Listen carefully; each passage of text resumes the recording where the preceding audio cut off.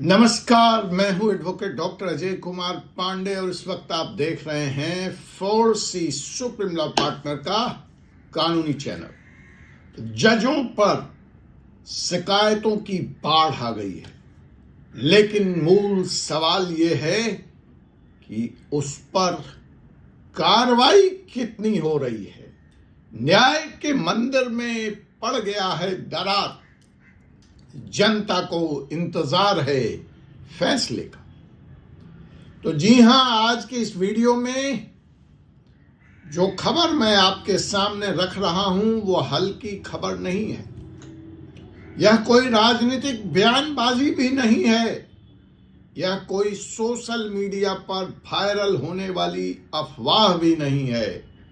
यह आंकड़ा खुद संसद में सरकार ने रखा है। जी हां, पिछले 10 वर्षों में सुप्रीम कोर्ट और हाई कोर्ट के सिटिंग जजों के खिलाफ लगभग 9,000 से भी ज्यादा शिकायतें दर्ज की गई, अर्थात प्राथमिक जांच पड़ताल के बाद जज की गई। शिकायतें आई तो बहुत भी ज्यादा थीं, लेकिन सबूत के अभाव में उस पर कार्रवाई नहीं की गई, उसका संज्ञान नहीं लिया गया। तो ये 8,360 शिकायतें दर्ज की गई, अर्थात उनका संज्ञान लिया गया, अर्थात उसमें कुछ ऐसे तथ्य थे, ऐसे एविडेंस थे, सबूत थे कि सरकार को मजबूर होकर उन शिकायतों को दर्ज करना पड़ा। अब सवाल यह है कि इन शिकायतों का नेचर क्या था, ये शिकायतें किस बारे में थीं, और सबसे बड़ा सवाल कि इन शिकायतों पर कार्रवाई क्या हुई, या महज ये बक्से में ताला बंद कर दी गई, क्योंकि ये शिकायतें हाई कोर्ट और सुप्रीम कोर्ट के सिटिंग जजों के खिलाफ था। अब उससे भी बड़ा सवाल है कि इन शिकायतों से निपटने के लिए जो जुडिशियरी का इन हाउस सिस्टम है, क्या वो सफिशिएंट है, क्या वो पर्याप्त है। आइए समझते हैं हम पूरी बात को विस्तार से। पहला हिस्सा, ये आंकड़े क्या कहते हैं। कानून मंत्रालय ने संसद में लिखित जवाब में बताया कि 2016 से 2025 के बीच चीफ जस्टिस ऑफ इंडिया के कार्यालय को हजारों शिकायतें प्राप्त हुई। इनमें भ्रष्टाचार, अनुचित आचरण, यौन दुर्व्यवहार और अन्य गंभीर मामले शामिल बताए गए। एक साल में जो सबसे ज्यादा शिकायत आई वह साल 2024 है, जिसमें 1,170 शिकायतें प्राप्त हुई। 2025 में भी 1,100 से अधिक शिकायतें लगभग 2024 के बराबर ही प्राप्त हुई। मतलब शिकायतों का यह जो लेवल है, यह जो ट्रेंड है, वो घट नहीं रहा है, वह बढ़ रहा है। और यह आकस्मिक तो हो नहीं सकता। फिर यह संकेत क्या करता है, यह बताता क्या है, ये बढ़ते हुए आंकड़े किस तरफ इशारा कर रहे हैं। अब ध्यान दीजिए, शिकायतों की संख्या बढ़ी है, लेकिन कितनी शिकायतें जांच के बाद इसमें से सत्य पाई गई, कितनों पे कार्रवाई हुई और कितनों को खारिज किया गया, यह भी जानना जरूरी है। लेकिन सरकार ने इस डाटा को फिलहाल सार्वजनिक नहीं किया है। हम लगाएंगे आरटीआई, पूछेंगे सरकार से सवाल, और अगर जवाब मिला तो लेकर आएंगे आपके सामने, और नहीं मिला तो जाएंगे कोर्ट की शरण में, लगाएंगे मुकदमा, लगाएंगे जनहित याचिका। अगर आप में से भी कोई हमारे इस मुहिम से जुड़ना चाहता है तो कमेंट के माध्यम से हमसे जुड़े, हमें बताएं, हम तक अपना संदेश पहुंचाए। डिस्क्रिप्शन बॉक्स में हमारा सारा डिटेल उपलब्ध है। तो चलिए हम यहीं से सवाल शुरू करते हैं। सवाल नंबर 1, सरकार ने कहा इन शिकायतों को निपटने के लिए सरकार की कोई भूमिका नहीं। इसके लिए न्यायपालिका का स्वयं का एक इन हाउस प्रोसेस सिस्टम है। इसलिए ये शिकायतें प्राप्त होने के बाद इस इन हाउस प्रोसेस सिस्टम को ये शिकायतें सरकार की तरफ से फॉरवर्ड कर दी गई, अग्रसारित कर दी गई। यानी जजों के खिलाफ शिकायत को सिर्फ जज ही जांच कर सकते। यह है इन हाउस मैकेनिज्म। कोई बाहरी स्वतंत्र वैधानिक प्राधिकरण ऐसा नहीं कर सकता। कोई स्वतंत्र निगरानी संस्था भी इसके लिए नहीं बनी है। कोई लोकपाल जैसा ढांचा भी इसके लिए नहीं बना है। यह व्यवस्था अतः इन शिकायतों की जांच जज साहब के खिलाफ जज साहब ही करेंगे। यह व्यवस्था 1997 में सुप्रीम कोर्ट द्वारा अपनाई गई थी, जिसको हम लोग कहते हैं restatement of values of judicial life. और बाद में यह विकसित होते होते इन हाउस मैकेनिज्म के मौजूदा स्वरूप में आ गई है। अब जिस तरह से जुडिशियरी पे लोगों का यकीन खत्म हो रहा है, जिस तरह से जुडिशियरी पे सवाल उठे हैं, जिस तरह से भ्रष्टाचार, यौन शोषण और अमानवीय व्यवहार इत्यादि के सवाल जुडिशियरी को लेकर लगातार सोशल मीडिया के इस युग में सामने आए हैं, तो दूसरा सवाल पैदा होता है कि क्या यह आत्मनियमन, इंटरनल मैकेनिज्म इस व्यवस्था से, इस समस्या से निपटने के लिए पर्याप्त है? क्या 1997 की इस व्यवस्था पर पुनर्विचार किए जाने की जरूरत है? और तीसरा महत्वपूर्ण सवाल, तीसरा महत्वपूर्ण एंगल कि क्या कहता है हमारा संविधान या संवैधानिक ढांचा इसके बारे में। तो आइए समझते हैं। देखिए, जहां तक शिकायत को सही पाए जाने के बाद भी जजों को हटाने की जो प्रक्रिया है संविधान प्रदत्त, वह बेहद कठिन है। इसके बारे में आप जानते हैं।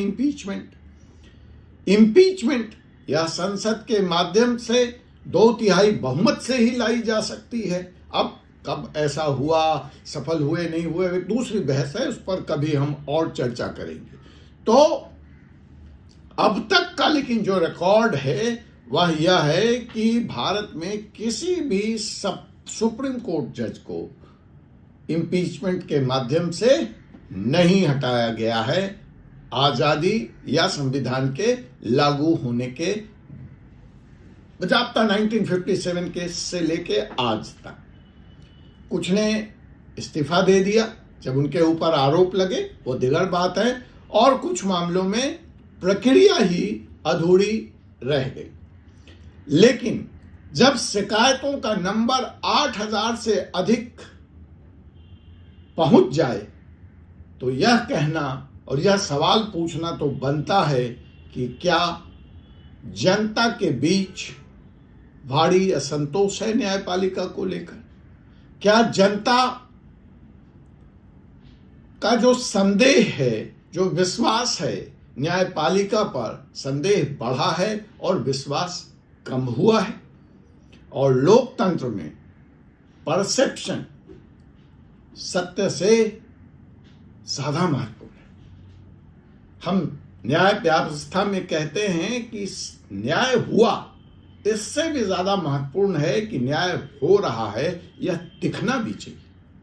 तो उसी तरह से यहां पर जो परसेप्शन है जुडिशियरी को लेकर, न्यायपालिका को लेकर, उसका भी अक्षुण्ण रहना, उसका भी पवित्र रहना, उसका भी अनटच्ड रहना, उसका भी पायस रहना उतना ही जरूरी है जितना कि न्यायपालिका का अक्षुण्ण रहना। Perception and truth has to match. सत्य महत्वपूर्ण है तो सत्य की निरूपता भी महत्वपूर्ण है, ऐसा लगना भी चाहिए। तो जैसा कि मैंने कहा कि लोकतंत्र में परसेप्शन भी उतना ही महत्वपूर्ण है जितना कि ट्रुथ, जितनी की वास्तविकता। चौथा हिस्सा अर्थात चौथा सवाल। तो इस बैकग्राउंड में जितनी बातें मैंने आपसे की, 3 सवाल पूछे, अब सवाल नंबर चौथा क्या है कि आखिर इस समस्या की, इस गिरती हुई न्यायपालिका के प्रतिष्ठा की वजह क्या है? क्योंकि जब तक आप वजह नहीं जानेंगे तब तक समाधान की तरफ सोचना, पहुंचना, ढूंढना मुश्किल है। तो देखिए, समझने का प्रयास करते हैं कि समस्या क्या।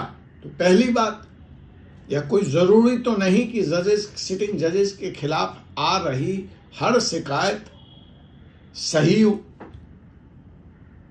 बहुत सी शिकायतें वैमनस्यता के भाव से, गुस्से के अतिरेक में बिल्कुल बेबुनियाद और निराधार की गई हो सकती। मान लिया कई असंतुष्ट पक्षकार हो सकते हैं, हारने वाला वकील या राजनीतिक तत्व भी शिकायतें कर सकते हैं और करते हैं। लेकिन इस थियरी को यहां पे नकारना पड़ेगा क्योंकि शिकायतों की संख्या हजारों में है। तो उसे सिर्फ फ्रीवलेस कहकर, बेबुनियाद कहकर, निराधार कर खारिज, सिरे से खारिज नहीं किया जा सकता है। तो जो चिंता है वह चिंता है ट्रांसपेरेंसी की, जो चिंता है वो चिंता है पारदर्शिता की। और पारदर्शिता के पैमाने पर जो पहला सवाल मैं पूछना चाहता हूं कि चलिए, जांच भी करी आपने शिकायतों पर, तो आखिर उन जांच रिपोर्टों को सार्वजनिक क्यों नहीं करते हैं? आप बताइए ना, हुआ क्या? आप कह दीजिए बेबुनियाद था, लेकिन सार्वजनिक तो कीजिए। क्या शिकायतकर्ता को विस्तृत कारण बताकर उसकी शिकायत निरस्त की गई है? आप उसको क्यों नहीं बताते? क्या किसी जज के खिलाफ इन शिकायतों को सही पाए जाने के बाद अगर कोई अनुशासनात्मक कार्रवाई की गई तो उसका रिकॉर्ड सार्वजनिक किया गया? इसके अलावा यह तो ट्रांसपेरेंसी एंगल हुआ, लेकिन मामला पारदर्शिता या ट्रांसपेरेंसी तक ही सीमित नहीं है। सबसे महत्वपूर्ण है न्यायपालिका बनाम जवाबदेही, अकाउंटेबिलिटी। हम सब जानते हैं न्यायपालिका लोकतंत्र का स्तंभ है, कार्यपालिका और विधायिका पर नियंत्रण रखने वाला अंतिम संस्थान है।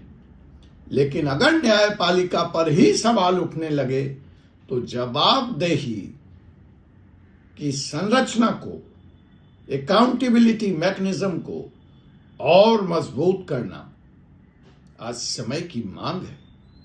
स्वतंत्रता जरूरी है, लेकिन स्वतंत्रता के साथ साथ जवाबदेही भी उतनी ही ज्यादा जरूरी है। दुनिया के कई लोकतंत्र में जुडिशियल कंडक्ट कमीशन या जुडिशियल ऑम्बुड्समैन की व्यवस्था है। भारत में अभी तक ऐसा स्वतंत्र वैधानिक ढांचा क्यों नहीं? जजों की नियुक्ति कॉलेजियम करता है, जांच जजेस करते हैं, जांच इन हाउस होती है, कार्रवाई का विवरण सार्वजनिक नहीं होता। क्या यह 2026 के भारत के लिए पर्याप्त है?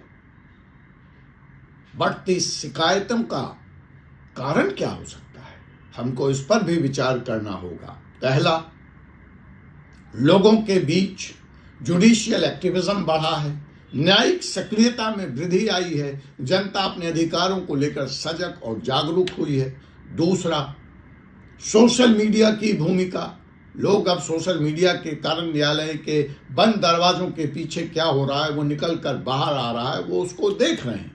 तीसरा, भ्रष्टाचार या जजेस के आचरण के संबंधित जो समस्याएं हैं वह वास्तविक हैं, अतः जनता उससे त्राही है और वह आवाज उठा रही है। चौथा, कोई पॉलिटिकल गोलबंदी, राजनीतिक ध्रुवीकरण हो रहा है और वो जजों पर चूंकि उनके खिलाफ फैसले आ रहे हैं, उन दलों के खिलाफ, तो वो हमला कर रहे हैं और अंतिम न्यायिक निर्णयों से असंतोष। जनता को जो न्याय मिल रहा है उसको लेकर वह कहीं न कहीं संतुष्ट नहीं है। अब इन पांचों में से कौन सा कारण महत्वपूर्ण है, अहम है, यह तो गहन अध्ययन का विषय है, लेकिन एक बात स्पष्ट है कि जनता न्यायपालिका से पूर्णतः नैतिक, मोरल, सुचिता, कंडक्ट की अपेक्षा भगवान समझती है जजेस को। इसलिए न्यायिक सुचिता की बैरोमीटर पर माननीयों को, योर लॉर्डशिप को खड़ा और सटीक तो उतरना ही पड़ेगा। सुधार की दिशा में कदम बढ़ाए जाने का भी यह उचित समय है, बढ़ती हुई शिकायतों की संख्या को देखकर, और समाधान मेरी समझ से जो हो सकता है वह हो सकता है कि एक स्वतंत्र न्यायिक जवाबदेही आयोग की स्थापना हो। शिकायतों की रिपोर्ट वार्षिक तौर पर सार्वजनिक की जाए। पारदर्शी अनुशासनात्मक डिसिप्लिनरी एक्शन हो। शिकायतों की प्राथमिक स्क्रीनिंग के लिए स्पष्ट मानक हो और फर्जी शिकायत करने वाले लोगों पर दंड की व्यवस्था हो, ताकि कोई सिस्टम के दुरुपयोग करने का दुस्साहस न कर सके। न्यायपालिका की गरिमा बचाने का सबसे सर्वोत्तम रास्ता यही है, और वह है ट्रांसपेरेंसी, वह है पारदर्शिता। और सबसे बड़ा सवाल चलते चलते कि ये 8,307 शिकायतें क्या सिस्टम के खिलाफ अविश्वास का संकेत, अविश्वास का वोट पारित करती है, या यह बढ़ती हुई शिकायत संस्कृति का परिणाम है? इसका उत्तर भावनाओं से नहीं, डेटा, संरचना और संस्थागत सुधार से ही मिलेगा। लेकिन एक बात साफ है, इन आंकड़ों को हल्के में नहीं लिया जाना चाहिए। ये आंकड़े बहस की मांग करते हैं। यह आंकड़े सुधार की दिशा में कदम उठाने की आवश्यकता की मांग करते हैं। न्यायपालिका लोकतंत्र का अंतिम प्रहरी है।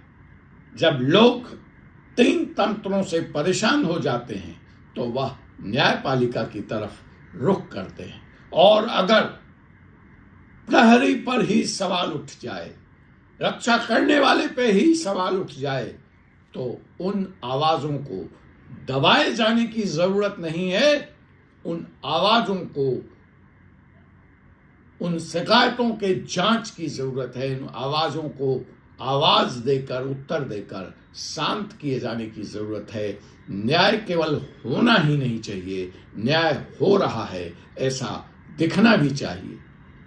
आज का यह वीडियो किसी व्यक्ति विशेष के खिलाफ नहीं है, लेकिन हाँ, यह संस्थागत जवाबदेही पर हम सब की कलेक्टिव रिस्पॉन्सिबिलिटी क्या है, उस पर एक विमर्श जरूर है। आप इस बारे में क्या सोचते हैं? क्या इन हाउस सिस्टम पर्याप्त है, या समय आ गया है कि इस देश में भी न्यायिक जवाबदेही कानून लागू किए जाए? कमेंट में लिखिए, वीडियो शेयर कीजिए, क्योंकि यह मुद्दा केवल अदालतों का नहीं, लोकतंत्र का भी। धन्यवाद। मैं हूं advocate doctor Ajay Kumar Pandey, Supreme Court of India से। आज के इस वीडियो में सिर्फ इतना ही। आपसे मुलाकात होगी एक और विषय के साथ अगले वीडियो में। तब तक के लिए मुझे अनुमति दीजिए। जय हिंद, जय हिंदुस्तान, जय संविधान।